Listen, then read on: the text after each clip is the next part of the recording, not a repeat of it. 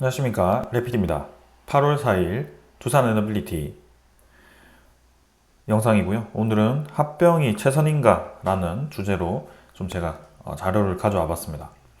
그래서 이번 주말에도 지금 이제 두산 측에서 합병에 대한 그런 해명 얘기들을 좀 정리해서 각 그룹사별로 홈페이지에 공시를 한 것을 보았습니다. 근데 거기에 대해서 좀 이제 저의 생각들을 좀 정리를 해봤고요. 과연 이게 최선의 방법인가라는 좀 생각을 많이 해보게 되었습니다. 그래서 계속 이제 얘기가 나오는 것이 합병 비율에 대한 그런 얘기인데요. 그 부분을 다시 한번 좀 짚고 넘어가도록 하겠습니다. 자, 그 합병 자료에 의하면 분할 전에 자산 가치는 총 13.9조 원으로 되어 있습니다. 그래서 요거는 1분기, 24년 1분기에 두산 에너빌리티 재무제표 기준으로 잡혀 있는 거고요. 부채가 7.9조 원이고 자본이 6조 원입니다.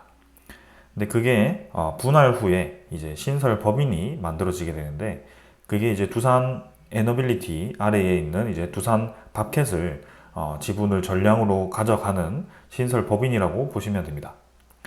존속 법인이 이제 이 2.2조 원이 떨어져서 13.9조에서 11.7조로 감소를 하게 되는 거고, 그게 이 신설 법인이 빠져나갈 때 부채 0.7조 원을 갖고 갑니다. 그래서 0.7조 원이 좀 이렇게 신설 법인의 부채로 잡혀 있는 거고요. 자본은 4.5조 원으로 그 나머지 자산의 이제 2.2조 원에서 7천억을 뺀 거 1.5조 원을 자본으로 잡게 됩니다.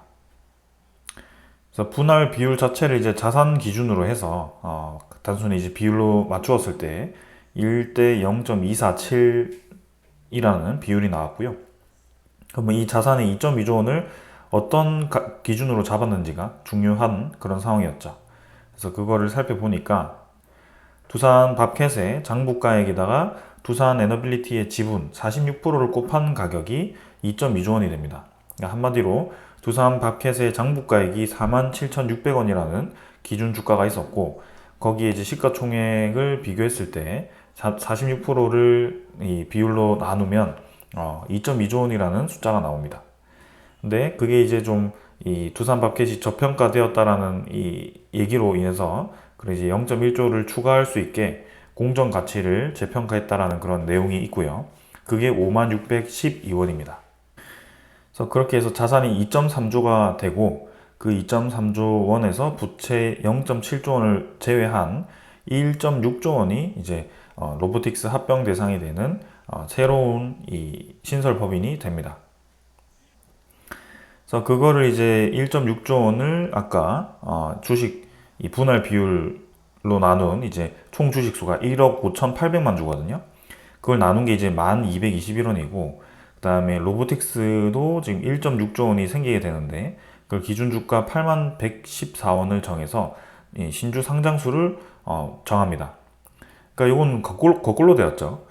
시가총액을 정해놓고 두산 에너빌리티 쪽은 주식수를 맞춰서 기준 주가를 산출한 반면에 두산 로보틱스 같은 경우는 시가총액에다가 이제 주가를 정해놓고 주식수를 산정하는 그런 반대의 이 움직임이 있었습니다. 그렇다 보니까 이렇게 로보틱스의 높은 주가에 의해서 분할 비율이 합병 이 비율이 정해지면서 이 0.46%를 또 곱하게 되면 이제 두산 에너빌리티 주주가 1000주를 가져가 갔을 때 250주가 사라지는 대신에 두산 로보틱스 31주를 받게 되는 그런 이제 비율이 만들어집니다.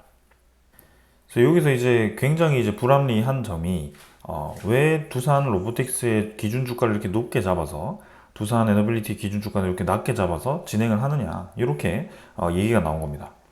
그러니까 이 산정 방식에 대해서 깊이 들어가게 되면, 자, 두산 로보틱스 기준 주가를 산정하는 데 있어서는 사실 우리가 직접적으로 수정할 수는 없죠. 근데 반대로 예를 들어서 두산 밥켓을 가진 지주회사 인적 분할을 할 때 밥켓의 가치를 높게 쳐주면 어떻게 될까라는 생각을 할 수가 있습니다.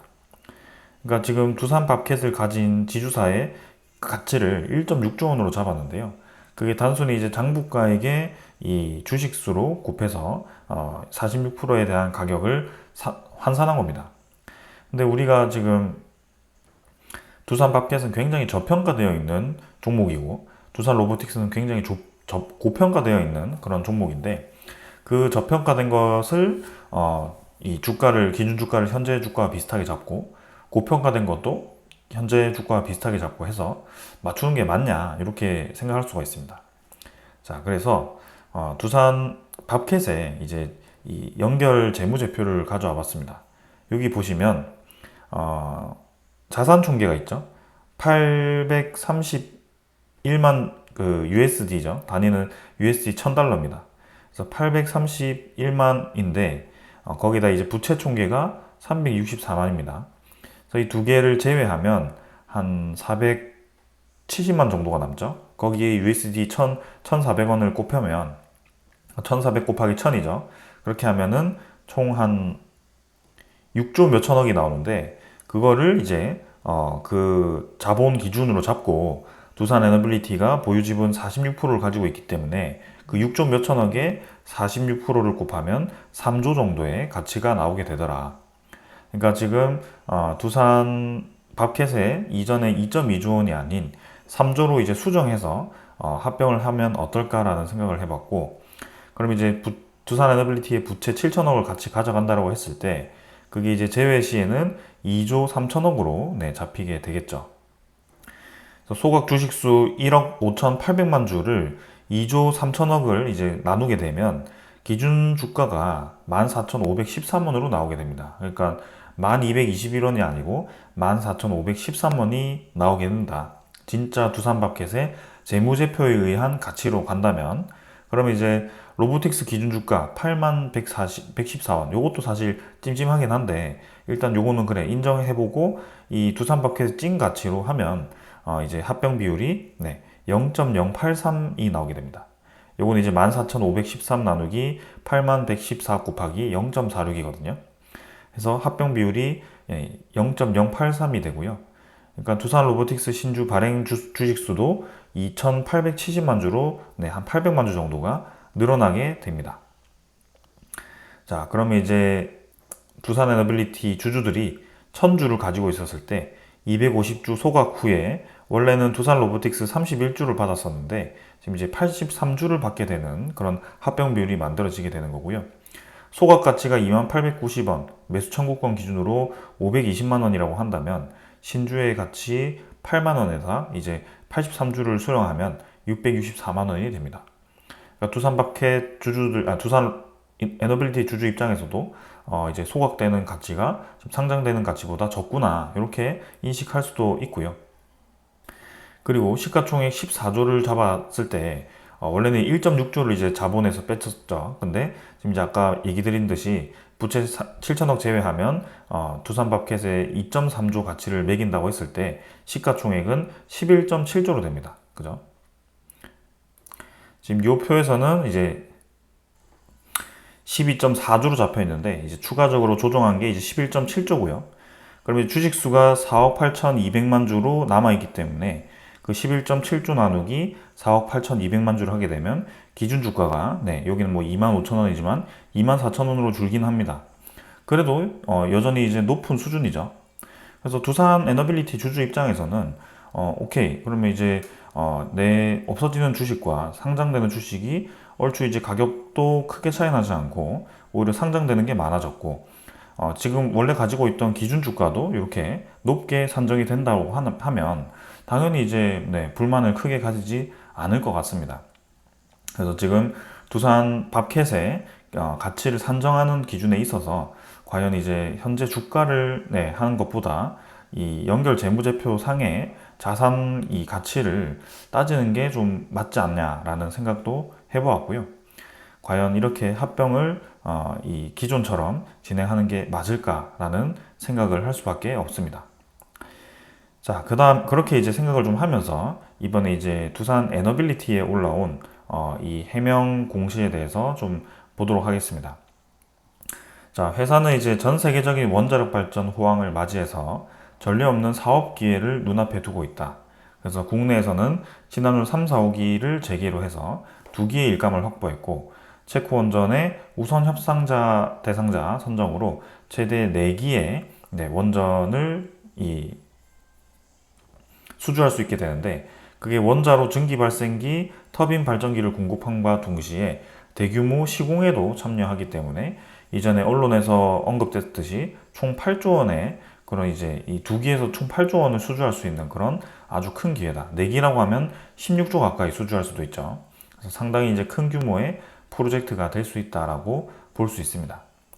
그리고 팀 코리아가 역량을 집중하고 있는 폴란드, UAE, 사우디 원전에서도 수주 가능성이 있고, 그 다음에 영국, 스웨덴, 네덜란드 신규 원전 건설 사업에도 수주를 기대하고 있다. 그래서 향후 5년간 체코를 포함해서 총 10기 내외에 수주를 할 수 있는 그런 상황이 만들어졌다는 것입니다.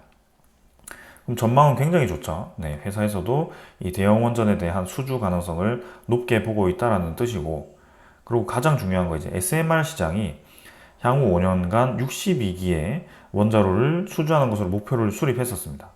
62기도 굉장히 많은 수준이죠. 근데 이게 지금 데이터 센터형 전력 수요와 국내 혁신형 SMR 건설 등으로 대폭 초과할 가능성이 있다라고 얘기를 하고 있습니다. 그래서 향후 5년간 62기보다 훨씬 많은 원자로의 수요가 발생할 수 있기 때문에 그것을 제작 기반을 마련해야 된다. 그래서 지금 이 계획된 수주가 현재 원자력 주기기 제작 용량을 크게 상회하는 수준이기 때문에 5년간 연 4기 이상의 대형 원전 제작 시설을 안정적으로 확보하고, 그 다음에 세계 최대 수준인 연 20기 규모의 SMR 제작 시설을 확충하는 것을 목표로 하고 있다라고 합니다. 그래서 회사는 신기술 확보 및 적시의 생산 시설을 증설하기 위해서 현금 확보와 더불어 차입 여력 확보가 매우 중요한 상황이다. 그래서 현금 확보와 이 차입 여력 확보를 하기 위해서 이 합병이 필요하다라고 얘기를 하는 것입니다. 자, 여기까지는 잘 이제 내용이 이해가 되었고, 우리가 항상 분석하던 내용이었고, 시장 분위기 좋은 것도 다 알고 있습니다. 근데 이 마지막 이 얘기가 현금 확보와 차입 여력 확보를 해야 되는데, 이것도 오케이, 이해를 합니다. 근데 이게 왜 합병 때문에, 합병을 하면 이게 생기는 것처럼 얘기를 하는지가 조금 꺼림직합니다. 합병을 하지 않더라도 충분히 할 수 있는 상황인데 왜 합병이 되어야만 할 수 있다라는 그 표현을 쓰는 건지, 그게 좀 이제 애매한 상황이죠. 자, 그래서 그 뒷 내용을 가져와 봤습니다. 자, 생산 능력, 두산 에너빌리티의 이 주기기 생산 능력들이죠. 그래서 원자로와 전기 발생기는 자, 1분기에 1750메가와트, 그러니까 총 7000메가와트를 생산할 수 있습니다. 기준 용량이 1400메가와트이기 때문에 1400메가와트를 5개를 생산할 수 있다. 그래서 분기당 1750메가와트를 생산한다라고 보시면 됩니다. 그러니까 대형 원전에 들어가는 주기기를 5호기를 생산할 수 있을 정도의 이 생산 시설을 갖추고 있다. 여기는 이제 SMR이 포함이 되지 않았거든요. 그래서 SMR을 아마 이 5개 중에 하나를 개조해서 SMR로 지금 이 공장을 만들었을 겁니다. 그래서 대형 원전 1년에 4개를 만들 수 있고, 나머지는 SMR을 하나 만들었는데, 지금 SMR 공장을 증설을 해야 되는 상황이죠. 왜냐하면 아까 위에서 보셨듯이 연 이 20개 정도를 만들어야 되는 수준이기 때문에 5년간 62기가 아니라 이제 한 80개, 100개 정도는 지금 수요가 생길 거라고 예측하는 것 같죠. 그래서 상당히 지금 이 증설이 필요한 상황입니다. 자, 그러면 이제 두산 에너빌리티의 이 재무제표에서 투자 계획이 있거든요. 그게 1분기에 나왔던 얘기입니다. 그래서 공장 신증설, 그 다음에 개보수 이 비용으로 해서 투자 효과가 SMR 설비 투자입니다. 그래서 총 금액이 24년, 25년, 26년 해가지고 5,700억 정도가 필요하다라고 되어 있거든요. 그래서 이 5,700억을 마련하기 위해서 합병을 해야 된다라는 그런 논리인 것 같습니다. 그러면 지금 두산 에너빌리티가 현재 사용 가능한 현금이 얼마가 있냐? 지금 이것도 마찬가지 1분기 말 기준에 현금성 자산을 볼 수 있습니다. 자, 6,600억이 있거든요. 현금성 자산이. 그 다음에 매출 채권도 7,600억 정도가 있습니다. 요거는 회사가 이제 이 채권을 발행함으로써 이제는 내가 돈을 받을 수 있는 매출 채권이다라고 보시면 되고요. 선급금은 이제 공사 비용에 대한 선으로 이제 지급되는 금액들입니다. 그러니까 당장 이제 현금화 되었던 금액도 많고, 앞으로 이제 현금화될 확률이 높은 금액도 꽤 있습니다. 그럼 저거 이제 3년 동안 5,700억을 SMR에 투자하는 데 있어서 저는 충분한 현금이 이미 확보되어 있다라고 보여지거든요. 뭐 단기 차입금이 뭐 다시 만기가 되고 돌아오는 그런 이 것들이 있겠지만, 그거를 커버하지 못할 만큼 지금 두산 에너빌리티가 재무제표가 좋지 않다 이렇게 보지 않습니다. 지금 뭐 2022년, 2021년 정도의 재무제표였다면 제가 뭐 합병을 해서 꼭 이렇게 재무제표를 좋게 만들어야 되겠구나, 뭐 이 얘기까지는 이해는 할 수는 있겠지만, 근데 지금은 합병이 없어도 괜찮은 재무제표 같은데 이 SMR 투자에 있어서 돈이 그렇게 절실해 보이진 않는데 왜 그렇게 연결시키는지 그거는 의문입니다. 자, 그래서 뭐 합병시켰을 때 그 현금 확보하는 그 경로가 어떻게 되는가, 그걸 한번 봅시다. 첫 번째는 이제 아까 부채 7천억을 두산 파켓이 떨어져 나갈 때 가져간다라는 거죠. 그래서 단기 차입금과 이제 사채를 줄여버리겠다라는 것입니다. 근데 이제 큐백스를 이제 또 두산이 매입을 하게 되거든요. 그러면서 이제 4,800억 정도가 두산 에너빌리티로 들어오게 되는데요. 참 이게 웃긴 게, 두산 큐백스가 기존에 두산 에너빌리티 아래에 있지 않았습니다. 그게 나뉘어져 가지고 두산 뭐 이 올 포함해서 다른 그룹사들이 가지고 있던 거를 두산 에너빌리티가 2022년 6월에 그거를 지분을 매입을 하게 되거든요. 그래서 지금 처분 금액이 3,700억으로 되어 있죠. 이 매각 이 상대는 두산 포트폴리오 홀딩스일 겁니다. 그래서 두산 에너빌리티에다가 큐백스를 사면서 이제 현금을 공급해 주겠다라는 뜻인데, 그게 이제 합병 조건이죠. 합병이 통과되었을 때 조건인데, 큐백스를 두산 에너빌리티가 그 이전에 2022년에 두산 등 계약 상대방으로부터 지분 매입을 합니다. 그러니까 지분 매입 돈 주고 했던 거를 그냥 되파는 느낌이거든요, 사실. 근데 그게 합병해주면서 이제 뭔가 혜택처럼 두산 에너빌리티에다가 현금을 엄청나게 공급해주는 것처럼 저렇게 공시를 해놨는데, 사실 그게 아닙니다. 이미 이전에 거래 상대방이 두산 밥켓코리아, 한컴, 오리콤, 그다음에 여기도 두산 밥켓코리아, 한컴 해가지고 두산 이 에너빌리티가 금액을 1,000억, 그다음에 1,100억 해가지고 총 2,000억 가까이의 돈을 주고 지분을 매입을 합니다. 그럼 이 두산 큐백스를 왜 샀느냐? 두산 큐백스가 현금이 많이 있고 그 다음에 이 배당금을 많이 주기 때문에 고배당 주거든요. 그래서 두산 밥켓과 함께 두산 큐백스를 밑에다 넣어놨습니다. 그래서 그 두 개로 이제 현금 유동성을 계속 공급받으면서 두산 에너빌리티가 이제 위기를 넘기게 되었거든요. 근데 이번에 이제 두산 밥켓도 떨어지고 큐백스도 배당 금액을 받을 수 있는 그런 부분을 떨어뜨리는 느낌이고, 그리고 이제 이런 이제 큐백스를 이제 2천억 정도에 사온 거를 뭐 3,700억에 다시 사가는 거죠. 근데 그거는 지분 전체가 아닙니다. 이 두산 에너빌리티가 400만 주, 150만 주 해가지고 한 550만 주를 2천억에 샀고, 나머지 이제 지금 파는 거는 800만 주거든요. 830만 주죠. 그래서 두산 에너빌리티 입장에서는 그렇게 비싸게 두산 이쪽에다가 다시 되파는 느낌이 아니거든요. 거의 비슷한 가격에다가 다시 파는 겁니다. 그러니까 어떻게 보면은 합병은 합병대로 진행하고, 그냥 합병 진행되지 않더라도 원래 두산 에너빌리티가 큐백스 그냥 두산에다 팔아도 되는 그런 상황인데, 뭔가 합병이 진행되어야만 팔릴 수 있다 이런 걸 강조한 것 같죠, 뭔가. 그 다음에 가장 괘씸한 거는 이제 두산 자체가 두산 에너빌리티의 이 보유 지분을 계속 줄여왔습니다. 그래서 원래 40%대의 보유 비율이 있었는데, 그걸 이제 어쩔 수 없이 뭐 유상증자 뭐 이런 신주 상장으로 37%까지 보유 비율이 줄어들었습니다. 근데 그거를 지금 이제 30%대까지 낮춘 결정적인 요인이 블록딜입니다. 그래서 22년 8월 31일에 블록딜을 2,800만 주를 진행해 버렸고요. 단가가 2만 50원이죠. 그래서 블록딜 진행으로 현금 5,700억을 확보했고, 그걸로 두산 테스나를 인수했고, 그 테스나 인수한 나머지 금액을 또 저렇게 두산 큐백스를 매입하면서 두산 에너빌리티에 다시 돌려주는 느낌으로 뭐 그런 거죠. 그러니까 사실 두산 경영진 입장에서는 전혀 손해볼 것도 없고 두산 에너빌리티를 위해 주는 척 하면서 별로 위해 주는 그런 것도 없고 그죠? 두산 밥캔만 두산 로보틱스 아래에 들어가는 그런 상황인 겁니다. 그러니까 점점 깊게 들어가면 깊게 들어갈수록 뭔가 꺼림직한 느낌이 계속 들고 있습니다. 그래서 이 해명 뭐라고 할까요? 이 엄청나게 길게 열심히 정리하신 것 같은데요. 결국에는 이 마지막 줄 두 줄은 네, 인정을 하지 못하겠습니다. 네, 이 앞에까지는 다 이해를 하겠는데요.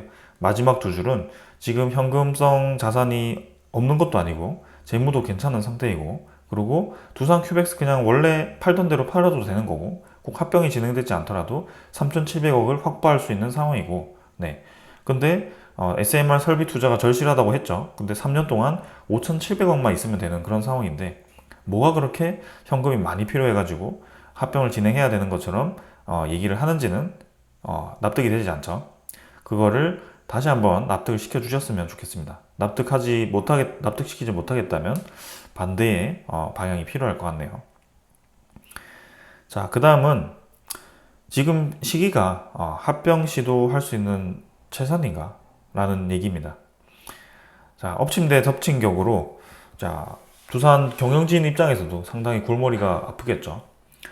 갑자기 이제 일본 은행이 금리를 높여버리면서 엔화 가치가 급등을 하게 됩니다. 그래서 엔캐리 청산 여러분들 최근에 많이 듣고 있을 겁니다. 엔화가 이제 가치가 굉장히 낮았었다가 이제 마이너스 금리에서 제로 금리까지 갔다가 제로에서 플러스로 가버린 상황입니다. 마이너스일 때는 계속 이제 유동성 자금들이 엔화들이 전 세계로 이제 들어갔다가 지금 이제 제로까지는 괜찮았죠. 근데 플러스로 돼버리는 순간 금리가 플러스 되었다는 거 여러분들 무슨 의미죠? 예금을 하면 이자를 받을 수도 있고 근데 투자금에 의한 이자가 발생한다는 겁니다. 내가 대출에 대한 이자가 이제 발생하기 시작하기 때문에 엔화들이 이제 싹 네, 청산해서 지금 가지고 있던 자산들을 청산해서 일본으로 다시 들어와야 된다는 거죠. 네, 그런 상황인 겁니다. 0%에서 0.25%가 굉장히 그만큼 파급력이 있는 거고 그게 더 올라가면 더 파급력이 생기는 거죠.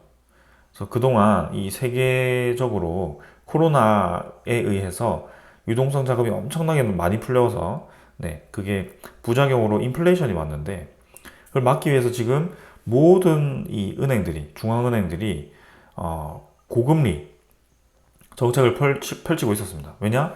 시장에 대한 유동성을 줄이기 위해서 그렇게 고금리를 진행시키고 있었는데 시장의 유동성이 생각보다 빨리 줄지 않아가지고 이 고금리가 굉장히 오랫동안 유지가 되었습니다.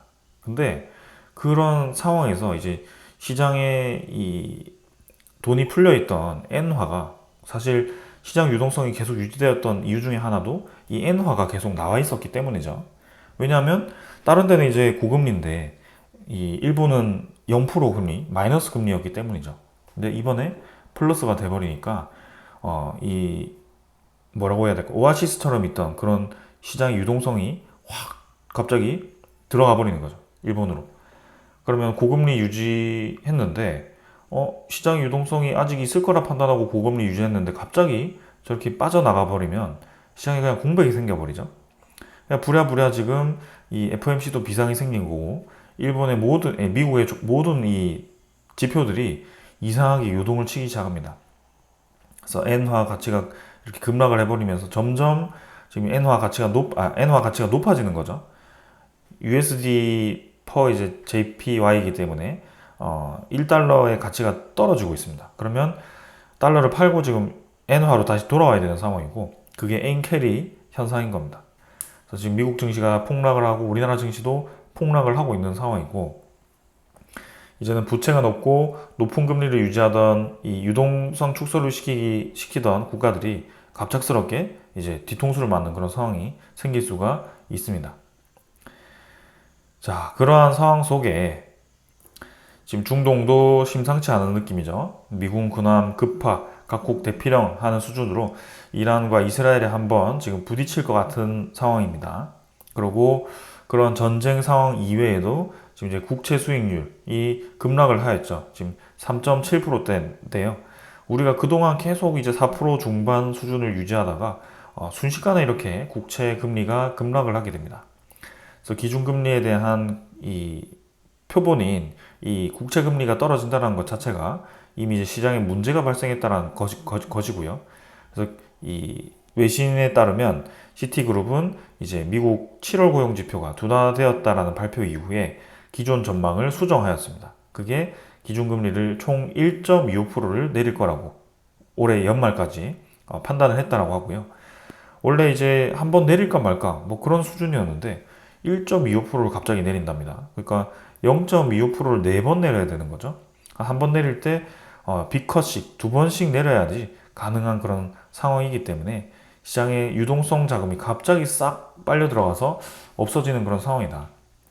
그러면 지금 이 부동산 버블, 주식 버블 이런 것들이 터지기에 가장 최적의 상황인 거고, 그러한 상황 속에 매수 청구권이 지정되어 있는 이 합병을 어떻게 진행할 것인가, 이것도 참 의문스럽습니다.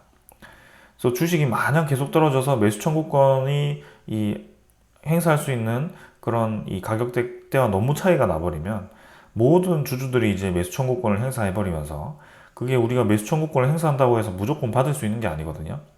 합병이 진행되어야지 또 매수 청구권을 받을 수가 있습니다. 매수 청구권이 일정 금액 이상 진행되어서 합병이 진행되지 않는다면 매수 청구권은 그냥 행사하지 않게 되는 것이고요. 결국에는 남아있는 우리들은 주가가 떨어져 있는 그런 상황, 이상한 상황이 생기는 거죠. 그래서 지금 괜히 이 시장 주체하는 상황에 이런 발표를 해버려가지고 둘 다 지금 죽게 생겼습니다. 네, 참 이 소식 때문에 저도 네, 주주분들과 좀 많은 이 다툼이 있었고, 네, 구독자분들에게도 좀 이 주식이 많이 떨어져서 짜증 나기도 하고요. 네, 지금 상황이 굉장히 어렵게 가고 있습니다. 그래서 마지막, 과연 두산 에너빌리티는 그렇고 두산 바켓 주주 입장에서는 합병이 납득이 가능한가? 지금 62,000원 찍고 떨어진 그 시점에 하필 딱 그때 합병 발표를 해버립니다. 주가 좀 한 20% 떨어져 버리니까. 그래서 기준 주가를 지금 5만 원에 맞춰 놓았고, 주가가 떨어져 있을 때를 기다렸다라는 듯이 이렇게 네, 합병을 진행해 버립니다. 그러면서 주가가 지금 뚝뚝 떨어져 가지고 39,000원까지 떨어졌고요. 다음 주 또 시장 안 좋으면 지금 뭐 35,000원 뭐 그 이하도 떨어질 수 있는 그런 상황입니다. 매수 청구권 가격을 지금 5만 원에 지정해 놨는데 20% 이상 떨어진 상황이죠. 추가적인 하락이 있으면 당연히 합병이 어려울 수도 있을 것 같고요. 그러니까 문제는 PER 15 이렇게 하는 기업을 지금 두산 로보틱스 PER 5,000 수준에다가 밀어 넣었기 때문에 그것부터가 지금 납득이 안 되는 거죠. 두 개 합치는 거 오케이, 시너지 발휘하는 거 오케이, 다 이해가 됩니다. 로보틱스 협동 로봇으로 두산 밥캣의 그런 이제 생산 시설을 네, 보완하고 서로 이제 도와줄 수 있는 뭐 그런 점 이해합니다. 근데 왜 이게 두산 로보틱스 아래에 들어가서 합병을 합니까? 두산 로보틱스가 두산 밥캣 아래에 가서 합병을 하던가 뭐 자회사로 있던가 그렇게 해야지. 이 순서가 바뀌었잖아요. 결국에는 이 두산 로보틱스의 이 지분을 두산이 68%를 가지고 있기 때문에 두산 지주사에게 유리한 방향으로 흡수를 한 거다. 무리하게. 그렇게밖에 볼 수가 없는 겁니다. 지금 저 해명에는 이 부분이 전혀 담겨 있지 않습니다. 이 두산 로보틱스가 두산 밥캣에 들어갈 수 있는데 두산 밥캣을 왜 로보틱스에 넣어야만 했냐, 여기를 명확하게 설명하면 주주분들이 다 이해를 할 겁니다. 근데 그 부분을 명확하게 설명하면 자신들도 네, 이게 아니라는 게 느껴지겠죠. 그렇기 때문에 설명할 수 없을 겁니다. 그리고 가만히 잘 있었는데 두산 에너빌리티와 떨어지면서 부채 7천억을 받아가는 거죠. 네. 두산 이 에너빌리티 지주사로 이제 두산 로보틱스로 상장되어서 두산 밥캣이 부채를 직접 받는 건 아니지만 결국에는 두산 밥캣 주주들은 두산 로보틱스 주식을 받는 거고요. 두산 로보틱스가 그 7천억 두산 에너빌리티 부채를 가져가는 겁니다. 합병 시에 결국엔 두산 밥캣 주주도 네, 내가 이제 두산 에너빌리티 부채 가져다가 두산 에너빌리티 건데 7천억 부채가 생겨버린 그런 상황인 겁니다. 재무제표가 좋지 않아졌죠. 두산 밥캣 입장에서는. 그리고 합병 진행 시에 두산 밥캣 소각 후에 신주 상장과 에너빌리티 소각 후에 신주 상장으로 여기 합쳐갖고 한 8천만 주가 상장됩니다. 그러면 기존에 내가 두산 밥켓을 한 10% 가지고 있었는데 그게 지금 신주 상장으로 들어가 버리니까 기존의 로보틱스 주식과 이렇게 총 비중을 차지해 보면 내가 가지고 있는 10%가 이후에는 10%가 아닙니다. 더 희석이 돼 버립니다. 그러니까 두산 로보틱스가 지금 이제 배당을 한다고 해도 내가 받을 수 있는 배당금이 비중이 줄어든다는 거죠. 왜냐하면 그 틈 사이에 지금 두산이 들어가서 두산 밥켓의 배당금을 한 42%를 받아갈 수 있도록 만들어 놨거든요. 그만큼 지금 두산 밥켓의 배당금의 이 금액도 희석될 수밖에 없다. 그게 지금 설명이 하나도 안 되고 있잖아요. 그러니까 주주분들이 화를 낼 수밖에 없는 상황입니다. 자, 그래서 지금은 이제 합병이 돼도 짜증나는 상황, 합병이 안 돼도 짜증나는 상황까지 주가가 다 밀려버린 상황이고요. 이러한 시끌벅적한 상황을 만든 것 자체가 좀 안타깝습니다. 그러나 우리 에너빌리티 주주들 입장에서는 결국에는 지금 합병을 떠나가지고 회사 측 자체에서 이 원자력 테마, 그죠? SMR 특히 이 원자로 62기도 적게 판단하고 있다. 한 100기까지 예상하고 있다는 것 자체만으로도 상당히 저는 뭐 긍정적으로 볼 수 있을 것 같고요. 합병을 긍정적으로 보는 게 아닙니다. 그렇다고 해서. 그래서 지금 이제 이 사업에 대해서 아주 확장성을 높게 보고 있다. 그래서 지금 뭐 장기적으로 가져가 볼만하다라고 저는 판단이 좀 됩니다. 그래서 합병이 어떻게 될지는 결국에는 9월까지 결정이 될 것 같고 그때까지는 좀 기다려 보도록 하고요. 가장 걱정이 되는 것은 저 엔캐리 청산에 의해서 이 주식 자산들이 좀 과도하게 떨어지지는 않을까라는 그런 우려감이 있습니다. 특히 코스피 전체가 지금 밀리고 있는 상황에서 두산에너빌리티도 주가 방어하기에는 지금 쉬워 보이는 상황이 아니거든요. 그래서 코스피가 떨어졌다가 다시 올라오기는 하겠지만 그 시간까지는 좀 상당한 시간이 필요해 보이고 하필 두산 입장에서는 그런 상황을 지금 앞두고 거의 한 달 전에 이런 엔캐리 청산이 나타났기 때문에 합병에는 굉장히 불리한 상황이 되었다. 그 해명이라고 해놓은 게 별로 와닿지는 않는다. 이게 오늘 영상의 핵심이었던 것 같습니다. 그래서 우리는 뭐 지금처럼 가치 평가를 하면서 지금 이제 뭐 원자력만 있는 게 아니고 가스터빈도 향후 1조 이상의 수주가 가능해 보이고 해상풍력도 시장이 커지고 있기 때문에 그 에너지 시장 자체만 본다면 두산만 빼고 본다면 정말 좋은 기업인데요. 성장성이 있고요. 그래서 그거를 보고 좀 가실 분들은 같이 가보시면 좋을 것 같습니다. 그래서 오늘 여기까지 하고 마무리하도록 하고요.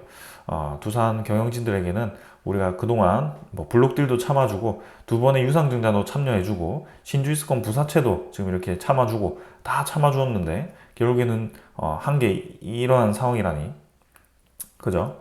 현금 확보를 할 거면 지금 현금성 자산을 활용하면 되고 두산 큐백스를 이전에 사왔다면 다시 그냥 팔아버리면 되는 거죠. 그만큼 SMR 건설에 있어서 5천억을 확보할 수 있는데 아무 문제가 없는 상황인데 왜 굳이 그 부채 7천억 떼기 위해서 두산 밥켓 떨어뜨리고 밥켓 주주분들 엄청 불만 크게 만들고 이런 상황을 만드는 겁니까? 그게 두산 지주사의 두산 밥켓 이 배당금을 받기 위함, 그 다음에 큐백스를 떨어뜨려서 이 두산에 붙여가지고 배당금을 받기 위함이 아닌가.